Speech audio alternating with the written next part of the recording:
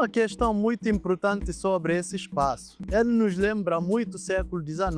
Aqui tem uma palmeira imperial e a gente tem um obelisco com coroamento do símbolo do império. Mas ele se lembrar que esse espaço passou por um processo de aterramento também, né? Que é tirar espaço do mar. Mas a gente precisa entender que os africanos que vieram para o Brasil, durante esse processo de sequestro dos corpos africanos, nem todos atravessaram o mar. Parte deles preferiram ficar no mar como uma forma de resistência e preferiam do que atravessar para ficarem vulnerabilizados e serem explorados. E isso tornou do mar um espaço muito importante para os africanos. Não só por ser um espaço tutelado por Iemanjá, por exemplo, mas, de alguma forma, reforça essa nova simbologia em que nós temos as terras do continente, a terra ressignificada pela diáspora e esse mar que muitos ancestrais ficaram. Então, quando esse mar é reduzido, isso é uma forma também de violência sobre as culturas e narrativas africanas. Mas a gente pode verificar que esse espaço ele tem muito com relação ao período do Império, as intervenções urbanísticas que vão marcar fins do século XIX, início do século XX. Por exemplo, a palmeira do Império e o obelisco, que ainda que ele de alguma forma apropria dessa narrativa para surgir na África, no Vale do Nilo, como uma forma de marcação de referência simbólica na cidade. Outrora, ele era erguido em cima de um templo de um ancestral muito importante, mas ele é apropriada e trazida aqui e coroada com símbolo de império, implantada em cima dos corpos negros. Então isso remete um problema muito sério com relação a formas de patrimonialização que não valorizou as epistemologias africanas e acabou preservando essa força simbólica de dominação colonial sobre os corpos negros. Então isso abre precedência para que possamos debater sobre esse espaço, como um corpo negro pode disputar narrativa nesse espaço. A priori, a gente pode imaginar que tudo que está nesse espaço pertence ao branco, pertence à Europa. Mas tem um dado muito importante que a gente precisa levar em conta. De que a Espanha e o Portugal que vieram para colonizar as Américas, eles herdaram dos saberes deixados pelos mouros que tiveram na Espanha há quase 700 anos. Então, com esses saberes, foram trazidos, muito embora, num contexto da colonização, e que uma patrimonialização do espaço e de preservação da memória que não faz e não valoriza uma releitura sobre a cidade, ele acaba reproduzindo a dominação colonial. Eu falo isso porque muitas construções, a imagem da cidade que se faz presente aqui, ela de alguma forma pertence aos saberes do corpo negro que foram apropriados, né? Uma dessas é o próprio obelisco, né? E outra questão muito importante que a gente pode verificar são casas sobrado, por exemplo. Entre os mouros muçulmanos que foram para a Espanha, eles tinham com relação uma questão muito importante. Uma das éticas, por exemplo, é o comércio. E desse comércio, então, eles construíam casas sobrado, onde moravam em cima e podiam vender embaixo. E outra questão importante também é com relação a esse período.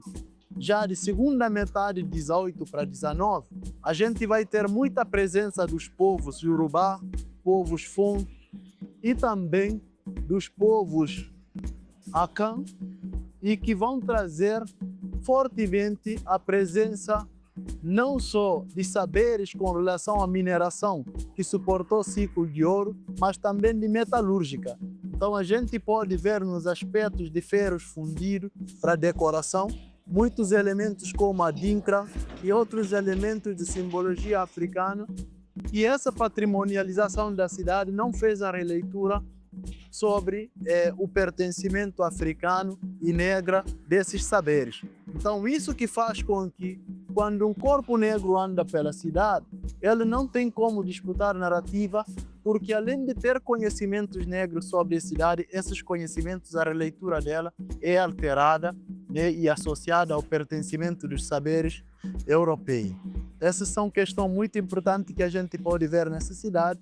E outras questões mais recentes são alguns edifícios que quebraram padrão e legislação, né, que demandam certo gabarito que poderia ter em termos de número de pavimento nesse espaço, e eles romperam com esse aspecto, né, e se sobreporam em relação a essa memória e pertencimento negro sobre esse espaço. Agora, esse pertencimento negro, ele também não se reduz apenas à materialidade da cidade, principalmente ao facto de que a cultura negra, ela sempre vivenciou espaço. A gente pode perceber que a Europa tem uma cultura muito articulada também com questão do clima, do frio, que fazia com que vivia muito por dentro. E a África, que veio para o Brasil majoritariamente, pertence a uma região tropical e tem uma vida muito por fora, que vivencia a cidade, que vivencia o espaço, e que de alguma forma a gente vai perceber várias formas de territorialidades negras nesse espaço. Lavagem de cais de balão, cortejos que acontecem sobre o espaço, e lá durante o fim do século XIX a gente pode ver presença de samba, de várias manifestações de contemplação religiosa que ainda se faz presente, que é essa forma de vivenciar o espaço e de ressignificar o espaço na sua imaterialidade, que muitas das vezes não é levado em conta, mas que também o seu aspecto acaba sendo muitas das vezes reduzida por essa materialidade opressora sobre a cidade.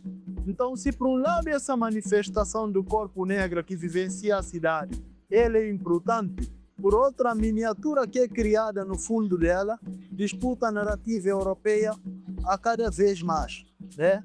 Essa é uma das questões muito importantes que a gente deve levar em conta quando a gente vivencia a cidade e pensa sobre a forma como a percepção da cidade pode ser importante para poder resgatar a memória. Um dos aspectos importantes que eu quero falar também é que o processo de patrimonialização, ele apoia numa jurisdição de epistemologia eurocentrada ou eurocêntrica e não traz elementos da narrativa africana, mas ele projeta sobre a cidade uma noção de patrimonialização que valoriza cada vez mais a cultura e valores europeia. A pergunta que se faz é o seguinte: como patrimonializar, como preservar saberes africanos a partir de epistemologia e saber de outro colonizador? Essa é uma questão muito importante, porque esse processo acaba reduzindo os sentidos da territorialidade, imagem e contribuição africana sobre a cidade. Uma das manifestos muito importantes desse processo é quando as culturas e manifestação negra sobre a cidade passam a ser calendarizados a partir do calendário de gestão pública. Mas nós sabemos que quando consultamos os orixás, nós temos uma calendarização do tempo do orixá, do tempo do corpo negro, que é guiado e orientado por esses processos de matriz da espiritualidade africana. E quando essa manifestação passa a ser agenciada a partir do tempo regulado pela gestão pública, esse tempo inibe e ressignifica e oprime o tempo dos orixás, o tempo das entidades, o tempo da espiritualidade africana. Essa é uma questão muito importante que eu não queria deixar de falar, né? Como esse processo de agenciamento sobre a cidade, de patrimonialização, ele também reduz o sentido e não convida a epistemologia africana e negra para debate sobre o processo de preservação, mas ele pega saberes europeus, pega saberes de experiência branca para poder patrimonializar a cultura que pertence ao povo negro, e com isso reduzindo cada vez mais os nossos saberes como matriz de gestão da cidade e de patrimonialização ou preservação das nossas formas de relação com a cidade. E essas manifestações que têm matriz de uma energia vital apoiada e amparada pelos orixás, acabam sendo agenciadas e reguladas a partir desse saber colonial. Isso cada vez mais tende a reforçar essa colonização sobre o corpo negro, sobre o símbolo negro e sobre a vivência negra na cidade.